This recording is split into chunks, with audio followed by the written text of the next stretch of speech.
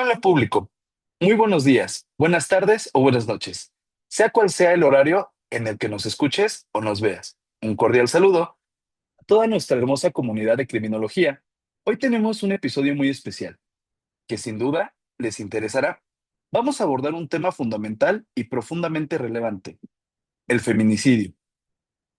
Para hablar de este asunto nos acompañan cuatro compañeras expertas quienes nos brindarán una visión integral sobre la violencia de género y sus complejidades.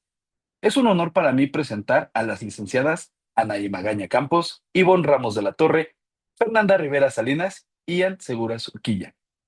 Ellas nos compartirán su conocimiento sobre temas claves como qué es el feminicidio y cómo podemos entenderlo desde un enfoque criminológico, la relación entre la violencia y el cuerpo humano, tanto desde lo físico como lo psicológico, la conformación del cerebro en situaciones de violencia, estudios osteológicos y somatológicos que ayudan a identificar estigmas o anomalías físicas asociadas a este fenómeno.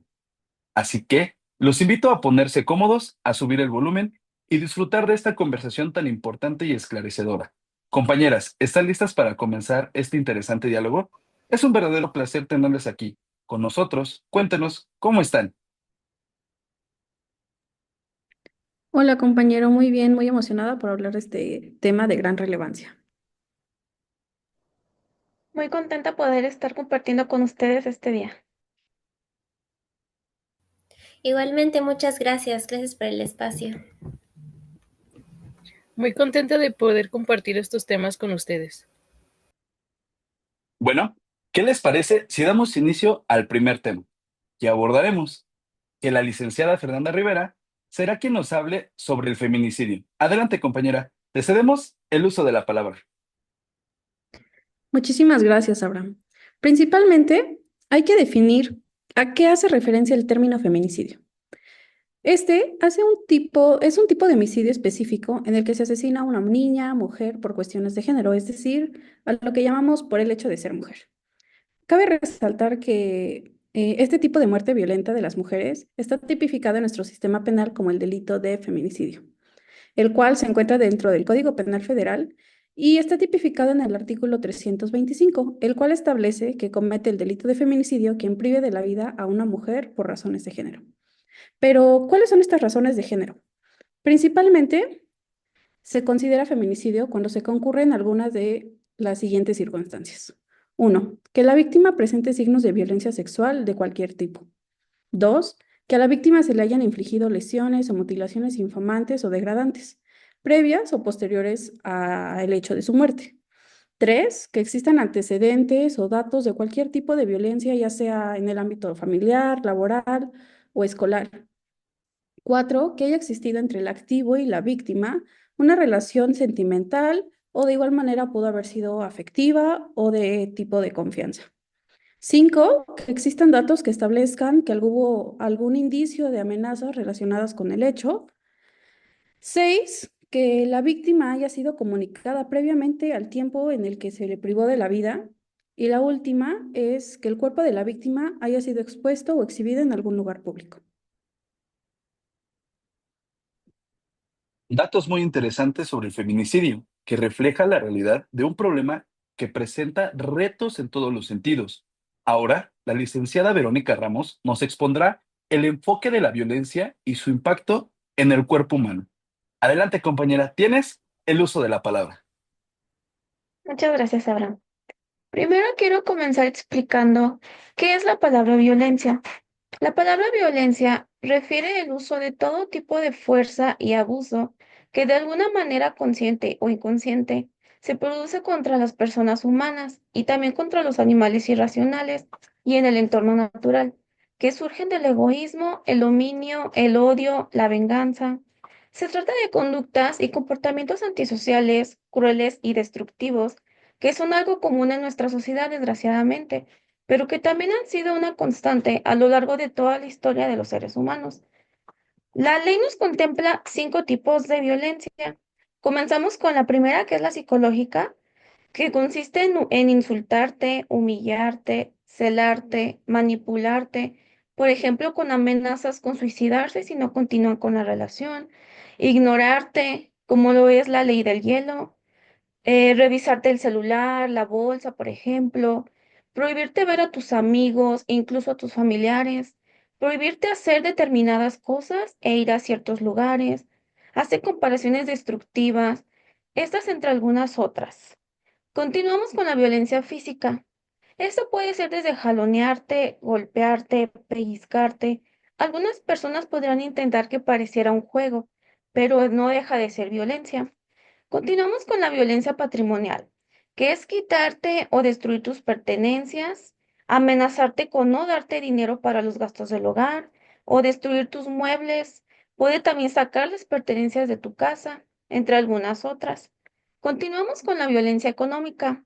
Esta consiste en impedirte gastar cuando tú quieres o en lo que tú quieres tu dinero, obligarte a entregarle tu sueldo o incluso pagarte menos solo por el hecho de ser mujer.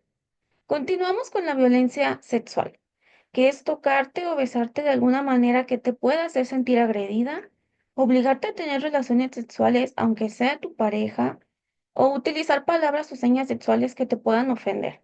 Estas entre algunas otras. Vamos a continuar con mencionar cuáles son las secuelas físicas de la violencia. Tiene enormes consecuencias en lo social y en la salud. La violencia provoca muchas muertes todos los días en nuestro país. Además de este índice de muertes, un alto número de personas sufren lesiones o discapacidades. También pueden ser problemas de la salud, como pues ahora sí que resultado de toda esta violencia. Pueden aumentar el riesgo de fumar, consumir alcohol o inclusive el uso de drogas. También pueden sufrir enfermedades mentales o tendencia al suicidio, así como las enfermedades crónicas como enfermedades del corazón, diabetes o cáncer, enfermedades infecciosas como el VIH y problemas sociales como el crimen o incluso más violencias, solo por mencionar algunas de las consecuencias. Los temas que se han mencionado son muy interesantes. Compañera Ian, tú nos hablarás sobre la conformación del cerebro desde la perspectiva del feminicidio. Adelante, compañera. Te cedemos el uso de la palabra. Sí, muchas gracias. Bueno, para empezar, el cerebro solo representa un 2% del cuerpo humano, pero este consume el 20% de los recursos y de sangre.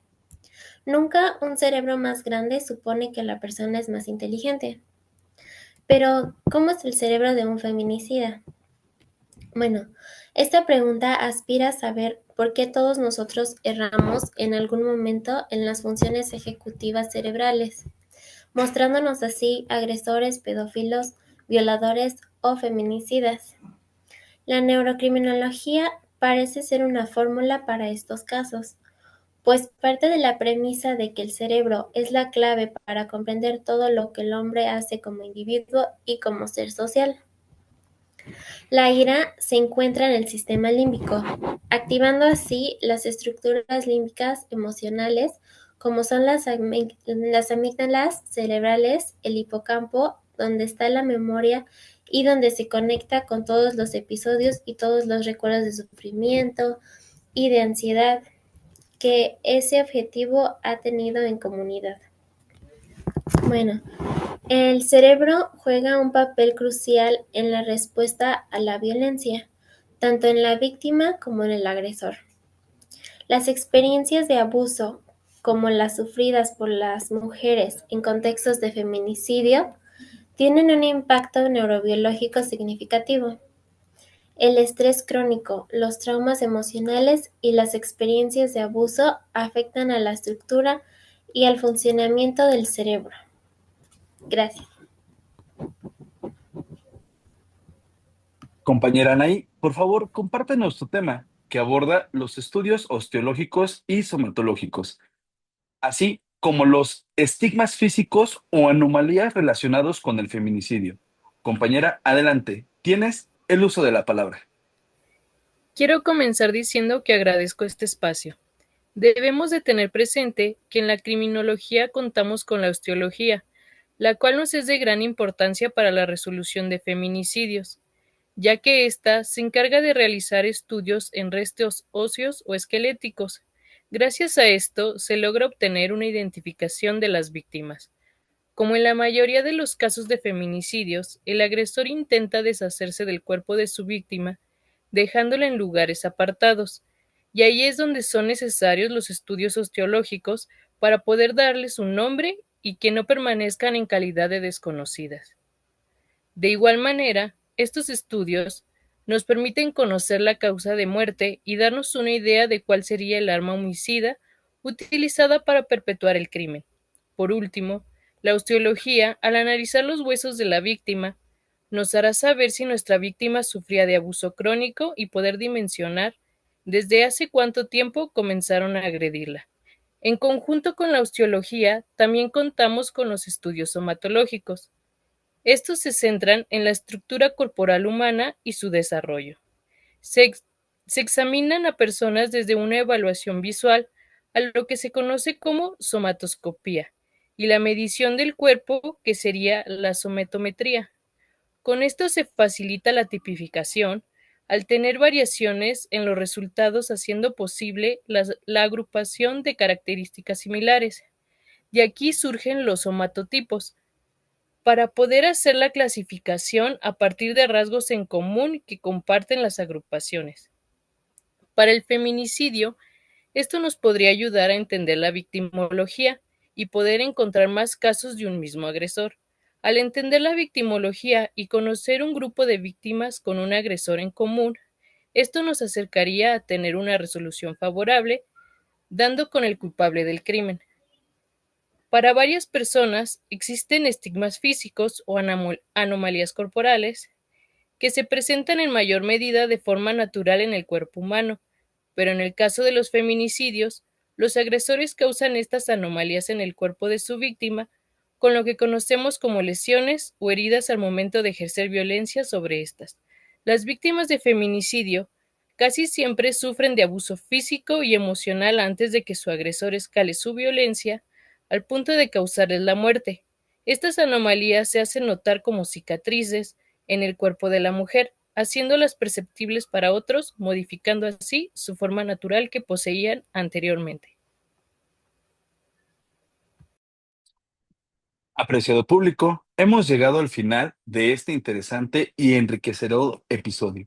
Queremos agradecer profundamente a nuestras compañeras licenciadas, Anaí Magaña, Ivonne Ramos, Fernanda Rivera e Ian Segura, por habernos compartido su conocimiento y por brindarnos una visión tan completa sobre el feminicidio, un tema que exige nuestra atención y reflexión. ¿Algo más que quisieran agregar, compañeras?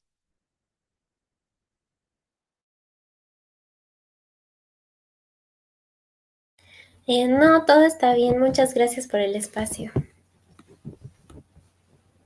Igualmente muy agradecida con la invitación de poder hablar con estos temas pues tan importantes que son hoy en día en nuestro país. De igual manera, todo bien y gracias a mis compañeras por los aportes. Gracias por poder participar con estos temas. A ustedes, nuestra querida comunidad de criminología, les agradecemos por habernos acompañado. Esperamos este episodio haya sido de su interés y que haya aportado información valiosa para continuar generando conciencia y promoviendo el cambio.